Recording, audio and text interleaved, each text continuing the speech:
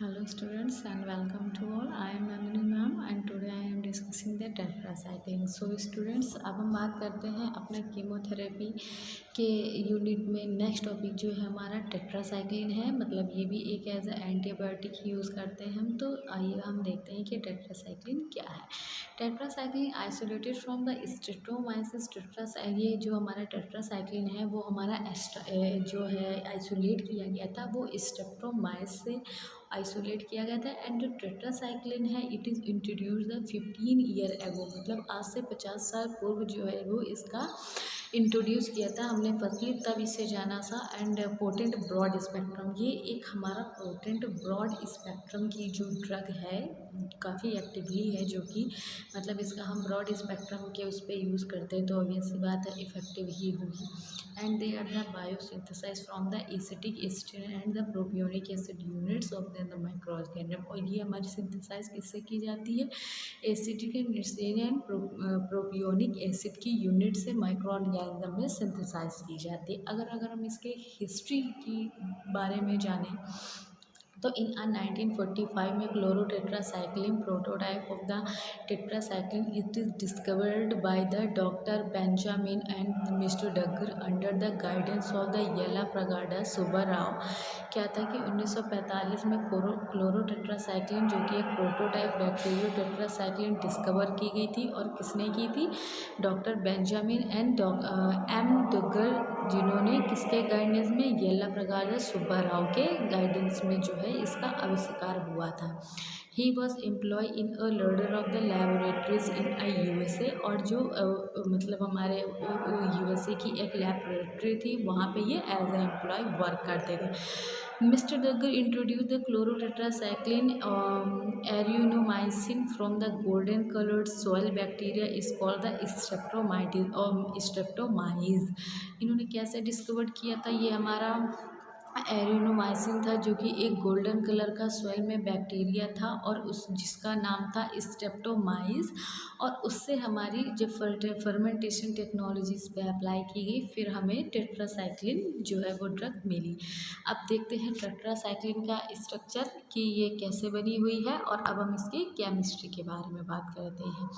जो हमारा basic tetracycline का स्ट्रक्चर होता है वो 4 बेंजीन रिंग को कंटेन करके बना हुआ था। आप देखिए एक बार स्ट्रक्चर में फिर से कि ये हमारी 4 बेंजीन रिंग से मिल करके बना हुआ है। और अब इसमें क्या है, जो अलग अलग जो इसकी रिंग्स हैं वो अलग अलग कॉन्स्टिट्यूएंट को कंटेन करती हैं। हर रिंग पे the crystallisation basis the finally yellow colour odourless slightly bitter compound होता है। मतलब कि जो हमारा टेट्रासाइक्लिन का बेस होता है वो हमारा एक येलो कलर का odourless and slightly bitter compound होता है। And they are only the slightly soluble in a water.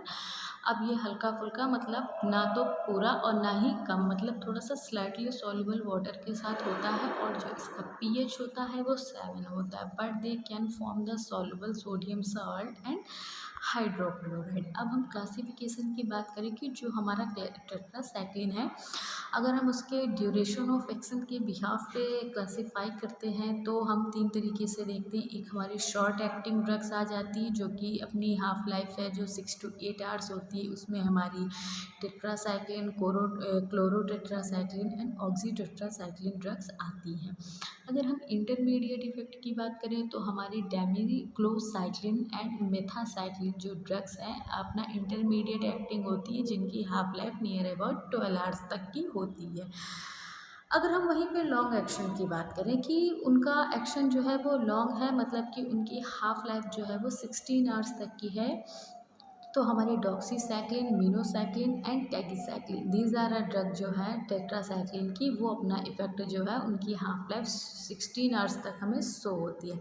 अगर हम उनके अकॉर्डिंग टू सोर्स के हिसाब से बात करें तो अगर हम उसको क्लासीफाई करते हैं, जो हमारी नेचुरल ऑपरेटिंग टेट्रासाइक्लिन ड्रग्स होती हैं उनमें हमारी आ जाती है टेट्रासाइक्लिन, क्लोरोटेट्रासाइक्लिन एंड डेमिक्लोसाइक्लिन।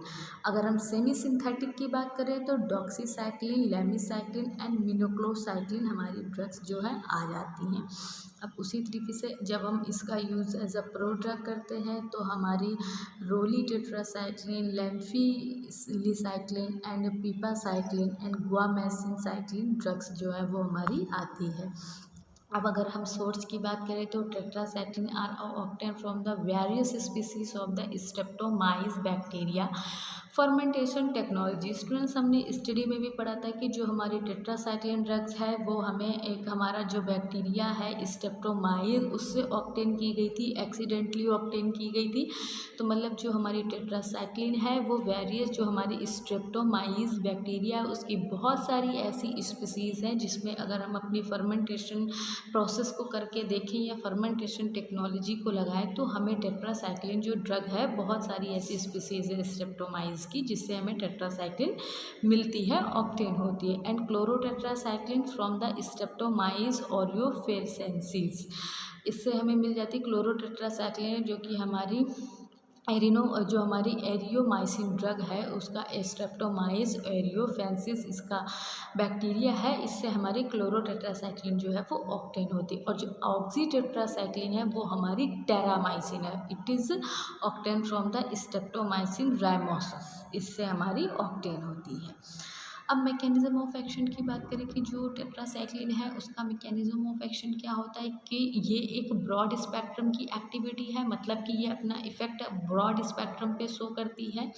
तो ये ब्रॉड स्पेक्ट्रम बैक्टीरियोस्टैटिक एंटीबायोटिक है, मतलब कि ये बैक्टीरियोस्टैटिक यानी कि जो हमारा बैक्टीरिया की सेल वॉल की बैक्टीरिया की सिंथेसिस को रोक देती है, इनहिबिट कर देती है, किल नहीं करती। हमेशा याद रखिएगा कि जो बैक्टीरियोस्टैटिक का मतलब क्या था और बैक्टीरियोसिडल का मतलब क्या था। बैक्टीरियोसिडल मतलब कम्प्लीटली उस बैक्टीरिया को, डिजीज़ पॉजिटिव बैक्टीरिया को ख़त्म कर देना, मार देना, और जो बैक्टीरियोस्टैटिक का मतलब होता है कि बैक्टीरिया की ग्रोथ को होने से रोक देना, प्रिवेंट कर देना। तो जो हमारी टेट्रासाइक्लिन है वो ब्रॉड स्पेक्ट्रम के लिए यूज़ होती है, बट ये क्या करती है कि बैक्टीरियोस्टैटिक अपना इफेक्ट देती है, यानी कि जो बैक्टीरिया की ग्रोथ के लिए एंजाइम रिस्पॉन्सिबल होते हैं उसकी सिंथेसिस को रोक देती है, inhibit the protein synthesis, bind reversibly to the 30 sub units of the bacteria ribosomes. And ये क्या करती है कि रिवर्सिबली जो हमारे 30 सब यूनिट्स होते हैं बैक्टीरियल्स के राइबोसोम्स उन पर जा कर के बाइंड अप हो जाती है और हमारी एंजाइम की सिंथेसिस जहाँ से हो रही होती है उसे ब्लॉक कर देगी to acceptor side of the mRNA ribosome complex, और वहाँ पे एक कॉम्प्लेक्स फॉर्म कर देती है जिसके कारण उनकी सिंथेसिस जो है वो